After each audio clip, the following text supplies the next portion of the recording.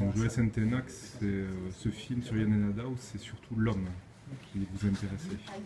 Oui, c'est un film recentré sur l'homme, oui, parce que bon, il y a déjà eu un film qui était fait sur le militantisme de Yann Nadao.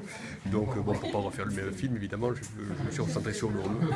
Donc voilà, c'est un documentaire à 52 minutes que j'ai réalisé sur une semaine à peu près.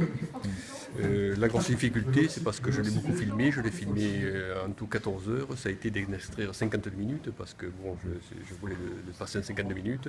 Donc la grosse difficulté, ça a été de sélectionner parce que bon, je pouvais faire un film d'une heure et demie sur Yann. Et donc la grosse difficulté, donc, c'était effectivement d'extraire des séquences.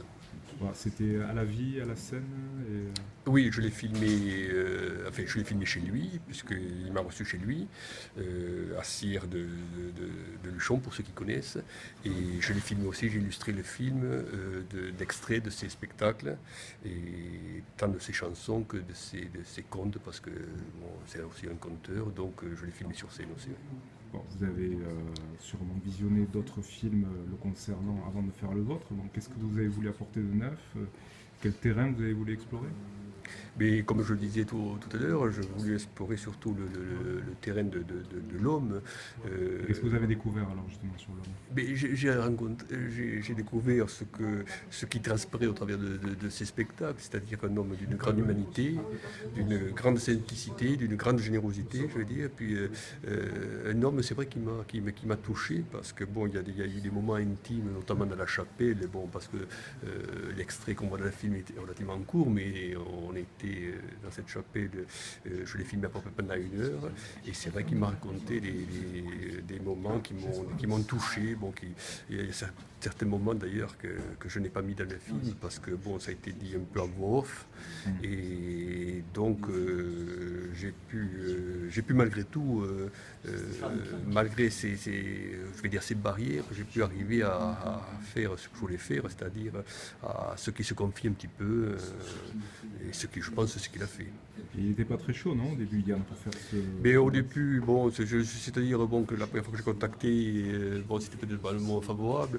C'est pas qu'il était pas chaud, mais enfin, bon, il n'était peut-être pas intéressé à ce moment-là de faire ce film-là.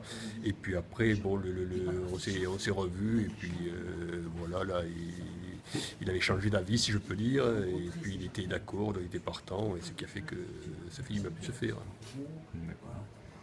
Bon, c'est toujours votre fil rouge, le documentaire sur des personnalités de la région, enfin Oui, disons que bon, j'ai une prédilection pour ces films, sur ces portraits, je vais dire. Et c'est vrai, bon, j'ai commis quelques fictions, mais bon, Monsieur 120 films, on vous appelle quand même. Non, mais ça un film, bon, c'est des courts-métrages, il faut modérer tout ça. Mais c'est vrai que je prends beaucoup de plaisir à filmer des personnages, parce que souvent, dans la mesure possible, c'est des personnages insolites, c'est des personnages souvent qui ont une double vie. Et bon, comme je le dis chaque fois, un film, c'est une rencontre, c'est la découverte d'un métier, c'est la découverte d'une passion, c'est la découverte d'un univers. Et ça me plaît beaucoup, ouais. Surtout qu'après, souvent, ça devient des amis. D'ailleurs, c'est des personnes au départ que je ne connaissais pas, et puis très vite, on brise la vitre, et puis les gens se confient, et puis ça devient des amis.